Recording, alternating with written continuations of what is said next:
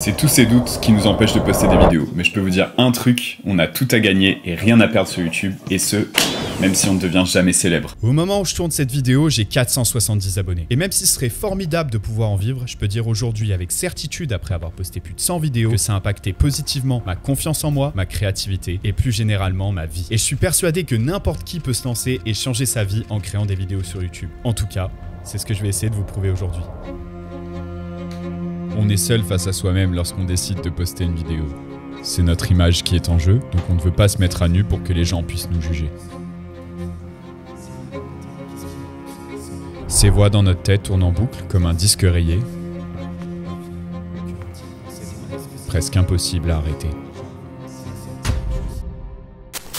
Je pense que la principale raison pour laquelle on se lance pas, c'est la peur de l'échec, et je comprends, c'est terrifiant, mais en vrai, c'est le truc le plus important. Alors je vous le dis d'avance, hein, la première vidéo, elle va faire 12 vues, c'est normal, et c'est sûr que quand t'as des Squeezie et des Lena qui font des millions de vues, bah tu te compares à eux et tu te dis, c'est vraiment pas incroyable ce que je fais, mais il faut pas se comparer à eux. Ou alors, ok, on se compare à eux, mais à leur première vidéo, et je peux vous garantir que ça va en rassurer plus d'un. Se comparer à eux, c'est penser inconsciemment qu'on est leur égal, mais c'est hyper prétentieux. C'est comme si je voulais me mettre au tennis et en 2 jours mettre une raclée à Djoko. On est d'accord pour dire que c'est totalement absurde. Mais c'est normal parce que c'est le début, et tous ceux à qui on se compare ont travaillé souvent longtemps dans l'ombre avant de voir la lumière. Commencer, c'est échouer d'avance pour réussir par la suite. Mais il y a beaucoup de beauté dans l'échec. L'échec, c'est l'opportunité de recommencer et de faire mieux la fois d'après. Et la plus grosse difficulté à surmonter reste de poster la première vidéo. Mais généralement, il suffit d'un commentaire positif pour balayer ses peurs et ses doutes. Parce que, soyons honnêtes envers nous-mêmes, la vraie peur, ce qu'on ne veut pas, c'est que les gens nous voient tels que l'on est vraiment. Et dévoiler notre vraie nature au grand jour, c'est terrifiant, mais pour moi, c'est ce qui fait aussi la beauté de cette prise de risque. Parce que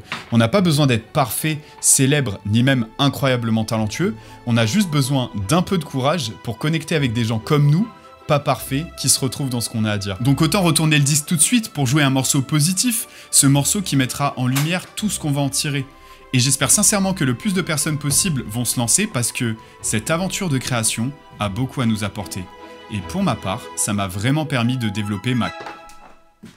En m'exprimant à travers mes vidéos, j'ai trouvé le style cinématographique que j'aime. Ça plaît pas à tout le monde, c'est pas les conventions YouTube, mais c'est ma cam. Au début, je lançais ma caméra sans savoir de quoi j'allais parler, mais rapidement, j'ai compris l'importance de la préparation de ces vidéos. Le script, storyboard, la planification. Et pour en améliorer la qualité, j'ai investi un peu d'argent, parfois beaucoup trop, dans du matos que j'utilise peu, mais c'est fun d'expérimenter et d'apprendre à s'en servir. Et pour ça, YouTube, c'est l'endroit où on peut tout apprendre.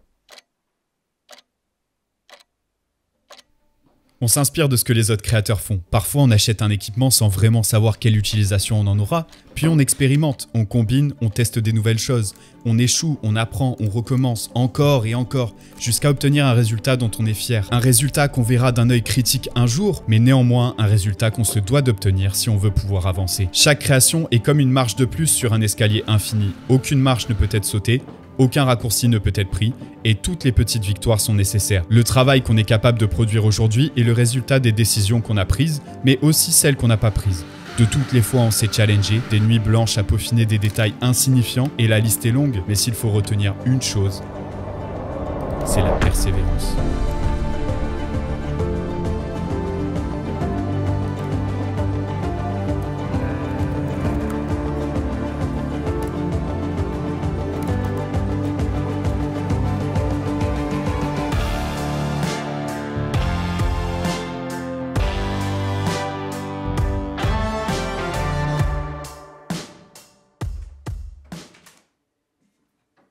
J'ai commencé parce que j'aimais profondément le processus de création.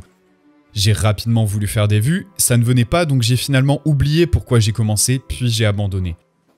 Mais on va flip le script 2 secondes. Imaginez s'il n'y avait aucun challenge et qu'on atteignait 1 million d'abonnés la première semaine sur YouTube. Vous achèteriez-vous un jeu qui commence par « Bravo, vous avez fini le jeu » ?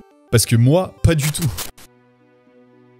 Le vrai fun, c'est la phase d'apprentissage, c'est le processus de création. Cette étape qui peut sembler parfois interminable, mais qui est pourtant essentielle. Une étape qui maintient notre cerveau éveillé à toute heure de la journée et nous pousse à devenir des meilleurs créateurs. Et pour moi, développer ma créativité, ça a été un des trucs les plus fun, les plus amusants ces dernières années. J'aime produire ces vidéos et oui, elles sont loin d'être parfaites, mais ça me décourage plus parce que je sais qu'il y aura beaucoup d'amusement dans cette quête d'amélioration. Toutes ces années à créer du contenu sur cette plateforme, des heures et des heures à tout tester, j'ai tellement appris et je suis hyper reconnaissant envers moi-même parce que si je n'avais pas agi, je serais encore en train de rêver. Mais là, c'est concret. Et plus je produis des vidéos, plus j'apprends.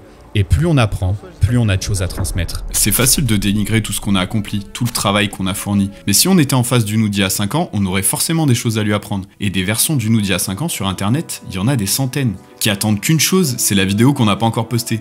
Et quand ils vont tomber dessus au bon moment, ils vont nous le faire savoir. Et ça a pas de prix. Selon moi, la meilleure manière d'avoir un métier sur cette formidable plateforme qui permet de documenter nos vies et de connecter avec des gens, c'est de trouver ce qu'on a de valeur à transmettre et le mettre dans un format vidéo. Parce que si la démarche elle est authentique et qu'on se focus sur le processus de création et pas l'objectif final, on trouvera forcément des gens qui sont intéressés par ce qu'on a à leur donner. Et ça commence par une personne, pour peut-être un jour s'adresser à des milliers. Bien sûr, ça demande de sortir de sa zone de confort, mais personnellement, ça m'a permis d'avoir des discussions sincères avec des gens que j'apprécie, sans me demander constamment ce qu'ils sont en train de penser de moi. Dans mes études aussi, quand j'avais une prise de parole face à un jury ou un amphi, c'était moins douloureux. Démarrer cette chaîne YouTube, ça a été un life hack de malade pour être à l'aise en société. Et même pour ceux qui veulent absolument devenir youtubeur à temps plein et que ça ne débouche sur rien, ce sera quand même la meilleure décision de votre vie parce que vous aurez créé des souvenirs inoubliables. Vous pourrez revivre des périodes de votre vie comme si vous y étiez. Avec mes potes, on regarde encore les premiers vlogs de ma chaîne, c'est les pires vidéos jamais créées, mais pour nous, c'est des souvenirs mémorables et pouvoir les revoir avec autant de fidélité, ça n'a pas de prix. Hier, c'est proche, mais un jour, hier, ce sera dans 10 ans et on s'en souviendra plus. En tout cas, pour ma part, j'ai fait une pause dans ma vie professionnelle pour essayer de devenir vidéaste et créateur à temps plein. Et je sais que même si ça ne débouche sur rien, ce sera quand même la meilleure décision que j'ai prise de ma vie pour énormément de raisons. Mais la principale, c'est que j'en ai plus appris sur moi au cours de la dernière année que sur les 28 autres qui l'ont précédé. Et pour tous ceux qui ont ça au fond d'eux, j'ai un scoop pour vous. Ça va pas disparaître. Donc autant que tous ensemble là, on s'économise des regrets et on s'y mette tout de suite. Là normalement c'est le moment où je vous demande des likes et des commentaires parce que j'ai passé énormément de temps à essayer de trouver les mots justes pour motiver les troupes. Mais cette fois-ci, je vais pas le faire. Je vais plutôt vous lancer un défi. Vous allez mettre là tout de suite dans les commentaires le sujet de votre prochaine vidéo. Comme ça, une fois que c'est publié, je pourrai aller voir vos réalisations. Hâte de lire tout ça. C'était un plaisir de faire cette vidéo. C'était Vivi, restez créatifs. On se dit à bientôt dans une prochaine vidéo. Bisous.